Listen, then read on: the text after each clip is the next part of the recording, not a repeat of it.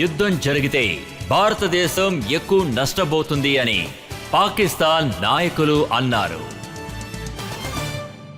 ఆరిఫ్ గారు, ఈ Pakistan defence minister mister Khawaja Arif, ఆయన మన దేశం అల్లా పేరుతో సృష్టించబడిందని అన్నారు.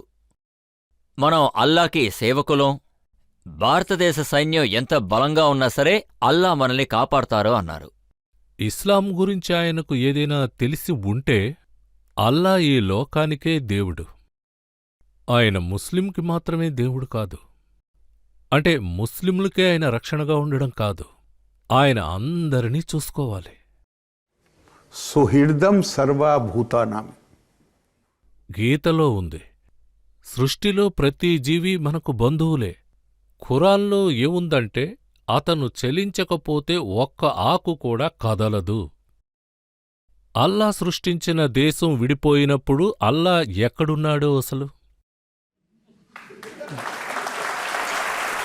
నేనేమంటానంటే ఎందుకు కాపాడలేదు?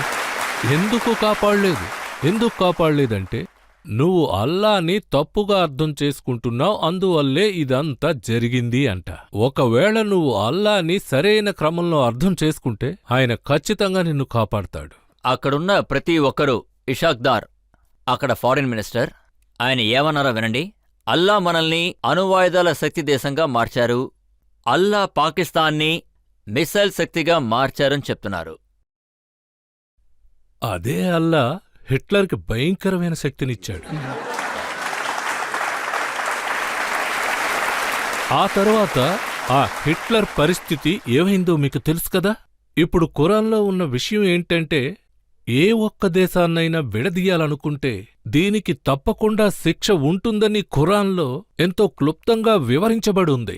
లోకంలో ఉన్న ఏ శక్తి కూడా దాన్ని ఆపలేదు. అక్కడున్న రైల్వే మినిస్టర్, రైల్వేకి డిఫెన్స్కి ఎలాంటి సంబంధం ఉండదు, కానీ ఆయన ఏమంటున్నారంటే మా మిసైల్, దాని పేరేంటంటే గౌరీ, షాహీన్, గజ్నవి, ఇవన్నీ అల్లా మిసైల్స్, అవి భారతదేశం వైపు తిప్పామంటున్నారు. పాకిస్తాన్లో ఈయనే ఎంతో గొప్ప జీనియస్.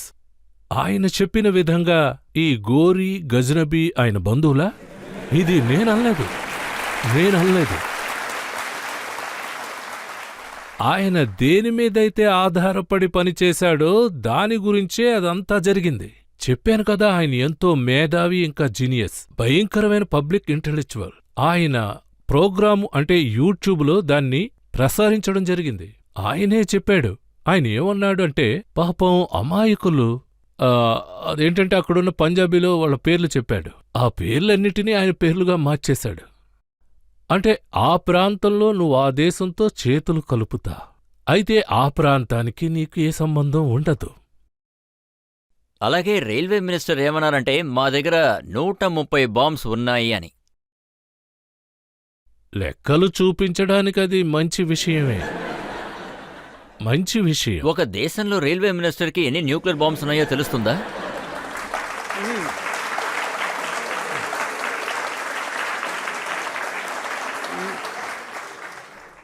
ఒక నార్మల్ దేశంలో అయితే అది కుదరదు, పాకిస్తాన్ లాంటి దేశంలో బాగా కుదురుతుంది. కొన్ని సంవత్సరాల క్రితం తారిక్ ఫతే ఆప్కే అదాలత్కి వచ్చారు. అప్పుడు నేను ఆయన అడిగాను పాకిస్తాన్ న్యూక్లియర్ కేపబిలిటీ గురించి. అప్పుడు ఆయన ఏమన్నారంటే, రజత్ గారు దిగులు పడకండి, వాళ్ళ న్యూక్లియర్ బాంబులో ఫలుడా నిండుంటుంది అని చెప్పారు. సరే, మీరు నాకొక విషయం చెప్పండి. అదేంటంటే ఇక్కడ ఆయన పరిశోధనలో మీ ఆప్యాయత, మీ అనురాగం, ఈ రెండూ కూడా మీకు సొంతం కాకపోతే మీరింకేదో డిజైన్ని ఎక్కడ్నించో దొంగిలించుకొస్తారు. మరి అదే కదా యథార్థం. నేనేం ఆరోపించడం లేదు. దొంగిలించి తీసుకురాబడ్డ డిజైన్. అలా తీసుకొచ్చినవాడు టాప్ మోస్ట్ మనిషి కాడు, మిడిల్ లెవెల్లో ఉన్న ఒకడు. సో ఇందులో ఆశ్చర్యపడాల్సిన విషయం లేదు అంటాను. అందులో ఫలూడా ఉందో ఇంకేముందో అది వాళ్ళకే తెలియాలి. అంటే ప్రధానమంత్రి మోడీ గారు మా ప్రోగ్రాంకి వచ్చినప్పుడు ఆయన కూడా మాట్లాడారు. ఆయన ఏమన్నారంటే, మీరేం దిగులు పడకండి, నేను లాహోర్కి వెళ్ళి చెక్ చేసి వచ్చాను, అందులో ఏం లేదన్నారు. అవునా? నేను వేరే ఎవరో ఏం చెప్పినా నేను నమ్మలేదు గాని మోడీ గారు చెప్తే నమ్ముతాను. నిజంగానే మనం చాలా అదృష్టవంతులం. ఇప్పుడు ఓ పెద్ద ఎక్స్పర్ట్ మార్షల్ గారిని అడిగి చూద్దాం. మేం మీ నుంచి తెలుసుకోవాల్సిన విషయం ఏంటంటే, పాకిస్తాన్ న్యూక్లియర్ కేపబిలిటీ గురించి వాళ్ళు ఏమేమో అంటున్నారు. చూసారంటే గజనీ షాహీ పేరు చెప్పి భయపెడుతున్నారు. ఆయనకి న్యూక్లియర్ క్యాపబిలిటీ ఉంది, కానీ ఆయన చెప్పిన విధానం ఉందే, ఒక చిన్న ఇన్సిడెంట్ జరిగినా సరే, లేదంటే ఏదైనా మాట సందర్భం వస్తే ఇండియా ద్వారా పాకిస్తాన్కి ఆపద రాబోతుందని వెంటనే న్యూక్లియర్ గురించి మాట్లాడతారు. అది తన maturity level, responsibility of status of nuclear power చాలా తక్కువ. ఇది ఈ ప్రపంచమంతా తెలుసుకోవాలి. ఒక చిన్న సంఘటన జరిగినా మా దగ్గర న్యూక్లియర్ ఉందని చెప్పడం మొదలు పెడతారు. సో వాళ్ళు చెప్పేది మనం వినకుండా ఉంటేనే మంచిది. మీరు నాకు అనుమతిస్తే ఇంకొక విషయం మీకు నేను చెప్తాను. అదేంటంటే ఆ విషయం ఈ కామెడీ ఎపిసోడ్స్ ఉన్నాయి కదా, మా దగ్గర ఇంకా చాలా ఉన్నాయి.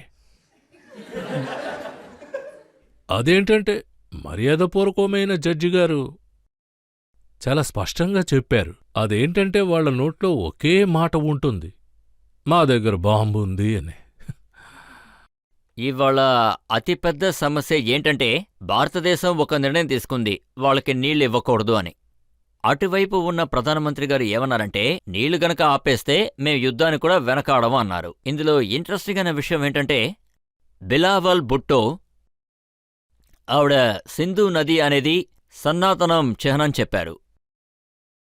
సింధు నది నీళ్లు ఆపడం అనేది సనాతన ధర్మంకి వ్యతిరేకమైనది. మోడీ గారు సనాతన ధర్మాన్ని పాటిస్తారు, మరెందుకని సింధు నది నీరు ఆపుతున్నానని అడిగారు.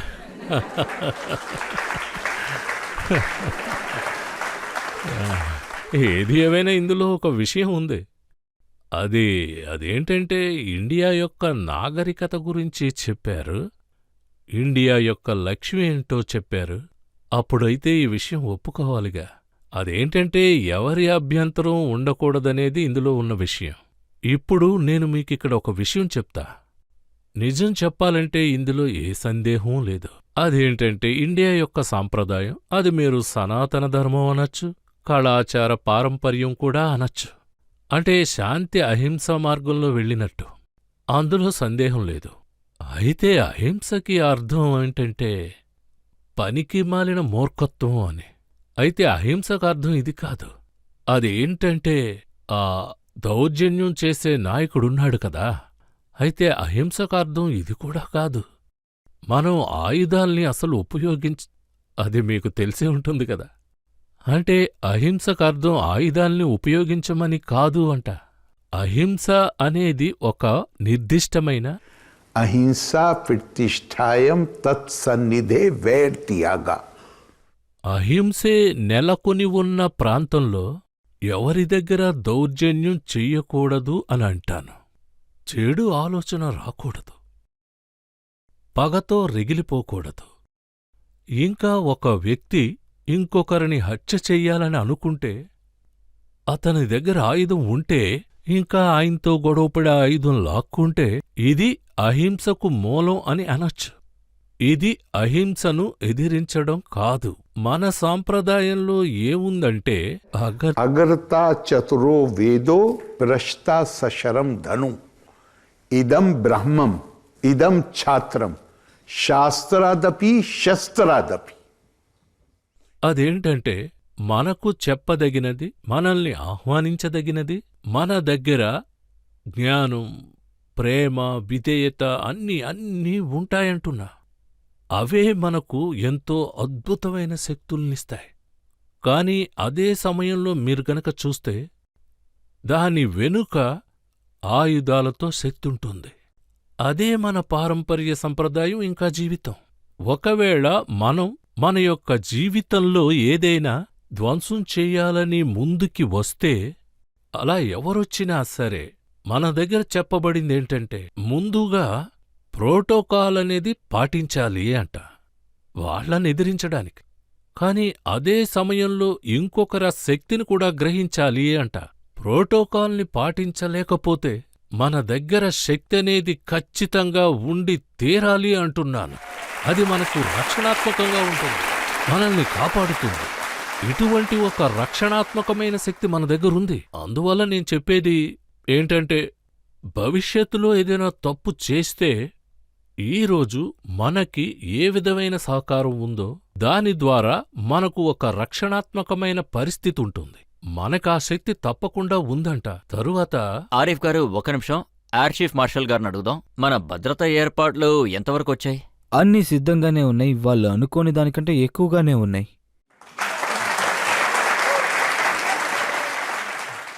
సార్, ఇప్పుడు నా ప్రశ్న ఏంటంటే, పాకిస్తాన్లో గొడవ పెరుగుతూనే వస్తుంది. అక్కడ ఉన్న పెద్ద పెద్ద వాళ్ళు ఏమంటున్నారంటే, గొడవలు కొట్లాట్లు మొదలైతే చైనా వాళ్ళకి మద్దతుగా మన మీదకి యుద్ధానికి వస్తానని చెప్తున్నారు. దాని గురించి మనం ఎందుకు డిస్కస్ చేయాలి? ఒక్కో దేశంలో వాళ్ళకి అనేకమైన సమస్యలు ఉంటాయి. వాళ్ళు ఆ సమస్యల నుంచి బయటపడాలి, అది దేశానికి మంచిది కూడా అంటారు. అయితే సమస్యలనేవి అనేకం ఉంటాయి.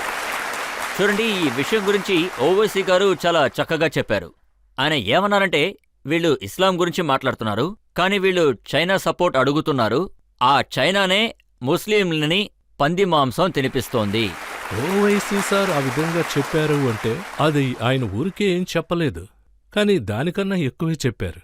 నేనేమంటానంటే, ఆ విషయం ఆయనకు తెలీదు. అదే ఆ ప్రదేశంలో ఉంది కదా, అక్కడ జరిగే ఆ దినచర్య ప్రతిరోజు పేపర్లో వస్తుంది. ఆ విధంగా వచ్చినప్పుడు ఆర్సి మునీసార్కి అక్కడున్న ముస్లింలకు అసలు ఏం జరిగిందన్నది తెలీదు కదా.